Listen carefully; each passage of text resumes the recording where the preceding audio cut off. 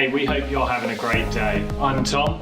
I'm Holly. And welcome to HBC's YouTube channel.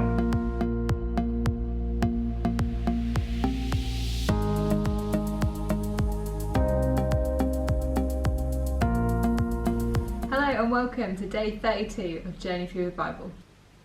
We are flying through the book of Romans. We're already on chapter 13. We're going to end chapter 13 today, and the end is in sight. We're nearly at the end of the book. But for now, let's jump into our passage today and see what Paul's going to say to us. Romans 13, verses 11 to 14. And do this, understanding the present time. The hour has already come for you to wake up from your slumber, because our salvation is nearer now than when we first believed. The night is nearly over, the day is almost here. So let us put aside the deeds of darkness and put on the armour of the light. Let us behave decently as in the daytime, not in carousing and drunkenness, not in sexual immorality and debauchery, not in dissension and jealousy. Rather, clothe yourself with the Lord Jesus Christ, and do not think about how to gratify the desires of the flesh. Now in chapter 13, Paul has addressed various things. He's talked about the role of state and how we need to come under authority, and he's talked about the importance of love and how it conquers all. But now it's as if we're finding out why. He points towards the future and reminds us of the time that we're living in and how we need to live appropriately.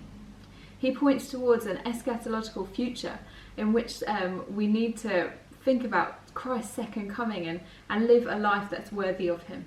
And so in this section he tackles the future and the living in the now but not yet.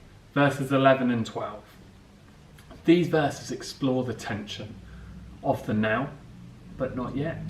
The idea that we are living between times and we are awaiting Jesus' second coming. Firstly, Paul urges believers to wake up, to understand that the time we live in and be alert. Secondly, that our salvation is nearer than it was. That every day since our conversion is closer to the day we will receive our ultimate salvation and enter glory with God. And thirdly, and finally, that the night has nearly given over to the day. That we know that Christ's second coming will be seen, and we must be vigilant, living a life that is worthy of him, awaiting his return.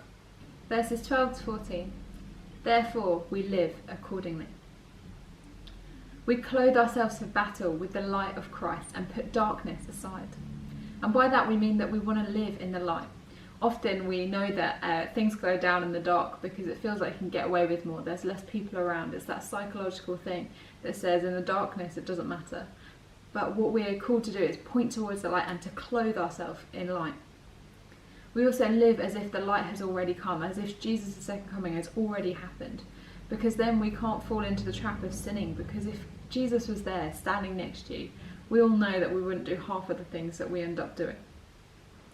And finally, we armour ourselves with Christ. We think only about him so that there's no room for our sinful desires to take root, because all we're focused on is Jesus. And why do we do this? Because we know that although Jesus' second coming hasn't arrived yet, we know that it's on the horizon. We don't know when it will be. The Bible talks about it as if it's a thief in the night. It's going to come when we're least expecting it.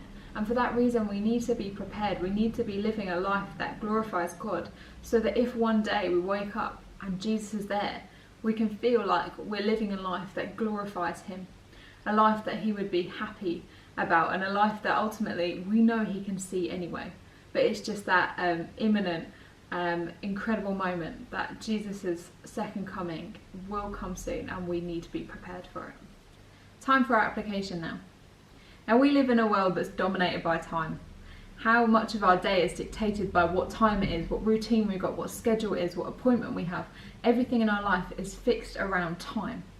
But how much time do we actually think about for the future and about Jesus' second coming? Because the afterlife is so much more than our stint on earth here. I've seen it said before that life is like a rope, and our time here on earth is like that tiny bit of the charger at the start, and then infinitely eternity goes on and on and on. But we only ever think about that tiny bit. So I think our application today is think about eternity. Think about what it means to be children of God, to clothe yourselves in the light, and to look forward to Jesus' second coming, rather than it being a source of fear and worry that we're suddenly going to get dobbed in. But actually this is a day of glory. This is a day where Jesus returns and that his people will be saved. So live a life that's worthy of him. Live as if he's standing right next to you all the time. And that's day 32 of Journey Through the Bible. Let us know what you think in the comments section below, by emailing us, by sharing it with each other. Let's be church, and let's share with each other today. But we've got another video coming for you tomorrow, so we'll see you then. Take care.